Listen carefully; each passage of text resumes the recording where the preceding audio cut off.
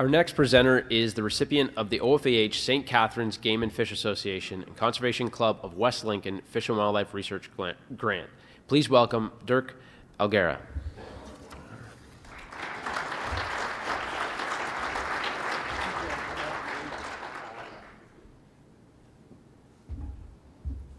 Okay. All right, thank you. So, I'm Dirk Algera. I'm a first-year master's student in Dr. Steve Cook's lab in Carleton, at Carleton University in Ottawa. I'm an avid fisherman.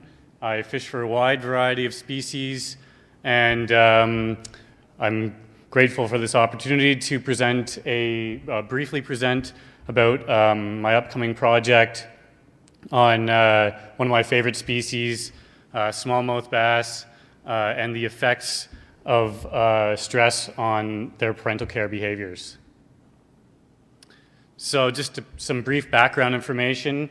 Parental care is quite common throughout the animal kingdom. Many of you would picture, say, a female mammal caring for her offspring, but it's also quite common in the fish world. Parental care as it relates to fish can be loosely defined as caring for offspring after the eggs have been fertilized through to independence. And it's found in about 60% of freshwater fish species. And there's numerous forms of parental care in fish. The most common by far and wide is the uniparental male care. So where males provide sole care for their brood through to the brood independence. There's a number of parental care behaviors. They can largely be summed up into two overarching categories, being aggressive behaviors, which typically involve protecting the brood, so say chasing off a brood predator. And the other overarching category is tending behaviors, which involve directly caring for the offspring themselves. So removing dead eggs or debris from the nest, or fanning the eggs to make sure they receive enough oxygen. Now, parental care isn't a win-win situation. It's a very energetically costly period for fish, and the parental care period is full of challenges, stressors, disturbances. So one would be, say, due to the nesting location, they're very predictable. They may be more vulnerable to predatory birds or other predatory fish. Or another example would be their increased aggression. They may be more vulnerable to anglers. And our lab has done a lot of research on stress and catch and release in fish, and has indicated that catch and release events do increase stress in fish and increases nest abandonment. So they will actually abandon their brood for that breeding season and forego their reproductive success. So my research interests attempt to answer the questions, do nest guarding males change their parental care behaviors in response to stressors? And if so, how do these behaviors change? And how does these changes in behaviors relate to the reproductive success? So if the behaviors change, does that indicate whether or not they are a better father and see their brood through to independence? So to undertake this, my project will also take place at Queen's University Biological Station this upcoming spring. As Jake mentioned, it's situated right in the middle of a bunch of lakes in the Rideau River and Gananoque River systems. And the beauty of these systems for studying parental care is that the spawning is actually staggered, so this leaves quite a time window to actually study parental care and conduct our research. Additionally, the lakes themselves have very similar species compositions, so there's a few confounding effects. So as evidence in my title, I'll be using smallmouth bass as a study species.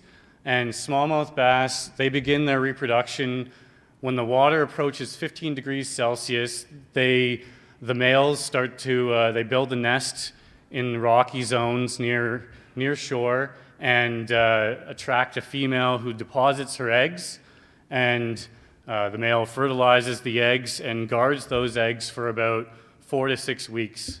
So male smallmouth bass are a great study species for studying parental care because they sit on these eggs eggs and brood for about 4 to 6 weeks. So this allows us ample time to really study their parental care behaviors. Lots of research has been done on bass, and in particular smallmouth bass, so their parental care behaviors are well characterized. And I guess. So in order to conduct this project, I will be looking at these behaviors here. So I have 3 swimming behaviors, each with varying energetic costs. So swimming is, it's important to look at. They spend a lot of time doing it. So I mean, a male smallmouth bass nest range may not be much larger than this stage here, but they do swim. We've found they swim upwards of 40 kilometers per day just during the parental care period. So it's an important one to look at. And burst swimming would be indicative of the aggression. So, it'd be an intense burst of swimming to chase away, say, a brood predator. And coasting, we're looking at coasting mainly, and resting would be as well, mainly as a comparison so we know when they are swimming or burst swimming. And the turning and fanning behaviors would be a measure of the male's vigilance and tending behaviors, as I mentioned before. So we may add a couple others to look at, but this is kind of what I was looking at. So we will angle the fish from their nest and expose them to some stressors. And in order to detect whether they've changed their behavior or not, we are going to use triaxial accelerometers. Now, you may not be familiar with them. There's a picture of one of them. These aren't the exact ones at the top right-hand corner there. And but they are quite a common technology. Chances are many of you actually have one sitting in your purse or pocket. They're very common in cell phones, and they're used for measuring changes in motion in 3D. So the picture on the bottom right just kind of indicates where we will be placing these accelerometers on the smallmouth bass. So we don't have too many expected results. Mostly this study, we've had very inconsistent results so far looking at smallmouth bass parental care behaviors. So this will be largely to fill in those knowledge gaps for the aggression and tending behaviors. But from previous research on largemouth bass here, pictured in the figure there on the right, you can see that cortisol, which is the primary stress hormone in fish, the cortisol group had a higher mean daily distance traveled than the control groups, which were not stressed at all. So I do anticipate that the swimming behaviors will increase in the stressed fish compared to the ones that are not stressed.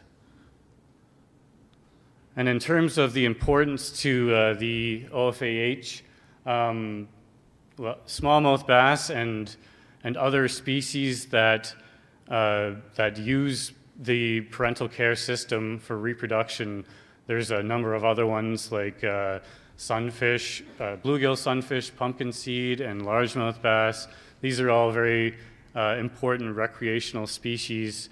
So understanding how stressors, both from humans and biological stressors, is important for informing recreational fishery management strategies, policy and regulations, so that we can manage these species so that their populations continue to flourish and provide excellent recreational fishing opportunities.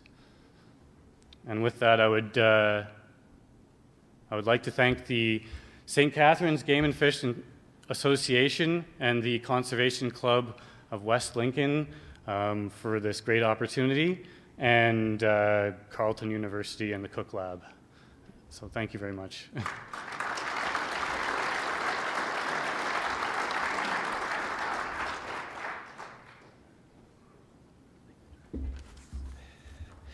Thank you, Dirk.